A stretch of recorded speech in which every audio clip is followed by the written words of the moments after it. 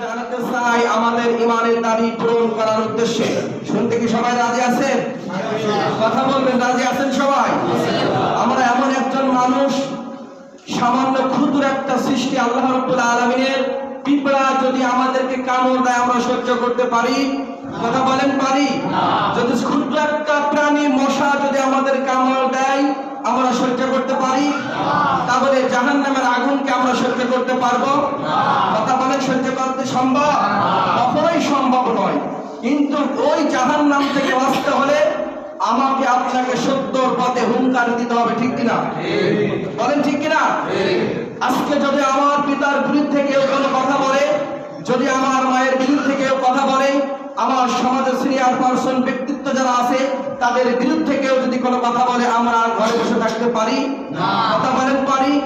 আজকে আমাদের প্রতিবেশী দেশ সে গুজরাটের মুসলমানদের উপরে একের পর এক নির্যাতন, জুলুম আর স্টিম রুলার চালাতে আছে, ঠিক কিনা? কাশ্মীরে আমার ভাই বোনদের উপর যারা নির্যাতন করে, এমনকি এত বড় দুঃসাহস যে আসমান থেকে থেকে আল্লাহ রাব্বুল আলামিন কুরআনুল কারীম আমাদের হিদায়াতের জন্য প্রেরণ করেছেন।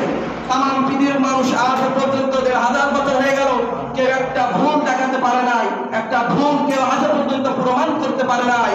আর আমাদের প্রতিবেশী দেশের একজন নাস্তিক, একজন মুরতাদ, সে এই কোরআনের 26টি আয়াত সম্পর্কে সে এমন একটা মতবাদ পেশ করেছে যে এই 26টি আয়াত বাতিল করতে হবে। সেই প্রতিবেশী দেশ শুধু এই করে শান্ত নয়, সেই প্রতিবেশী দেশ মুসলমানদের সব চাইতে উত্তম জায়গা হলো মসজিদ, যেখানে সিজদার মাধ্যমে বান্দা সব চাইতে আল্লাহর বেশি নিকটবর্তী মসজিদ। সেই ভারতের দিল্লির বাবরি মসজিদ তারা গুড়িয়ে দিয়ে, ভেঙে দিয়ে তারা সেখানে মন্দির স্থাপন করেছে।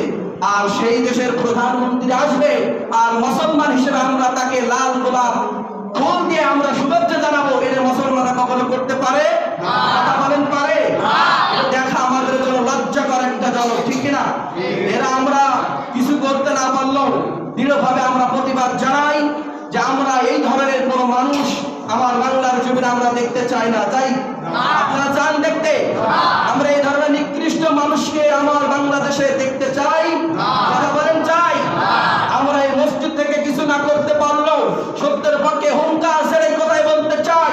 এই ধরনের নাস্তিক মুরতাদ যারা কোরআন নিয়ে কথা বলে, মসজিদ ভেঙে গুড়াই দিয়ে মন্দির স্থাপন করে, যারা মুসলমানদের উপর নির্যাতন করে, এই ধরনের মুস্তাদ মুশরিক নাস্তিক মানুষ বাংলার জমিনে তাদের কোনো জায়গা হবে না, ঠিক কিনা?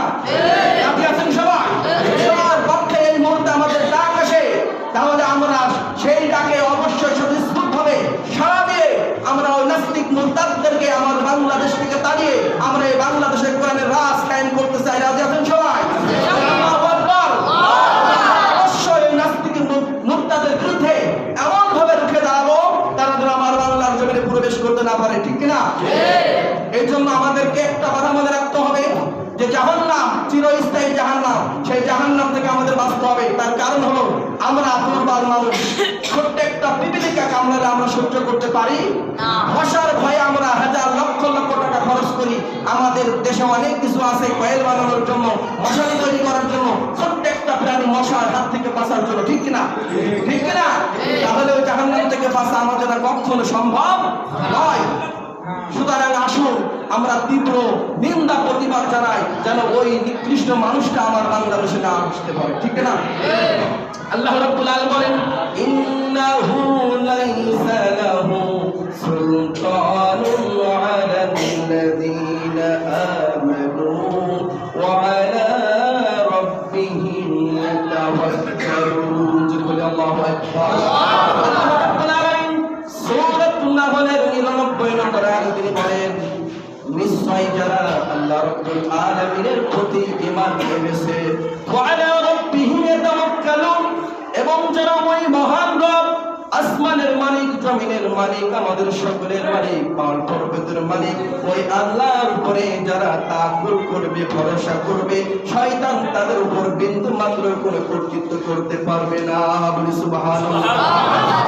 এখানে আল্লাহ রাব্বুল আলামিন মাত্র 2টি শর্ত দিয়েছেন মুসলমানদেরকে, তোমরা যদি 2টি শর্ত পূরণ করো তাহলে তোমাদের প্রকাশ্য শত্রু হলো শয়তান, এই শয়তান তোমাদের কিচ্ছু করতে পারবে না।